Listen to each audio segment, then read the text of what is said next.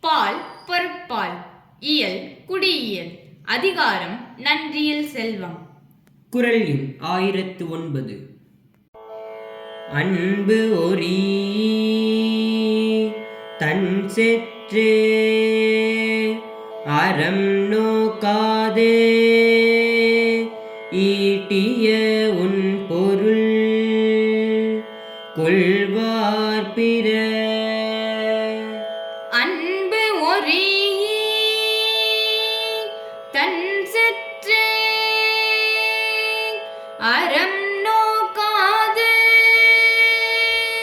ஈட்டிய உன் பொருள் கொள்வார் பிற. அன்பு ஒரீ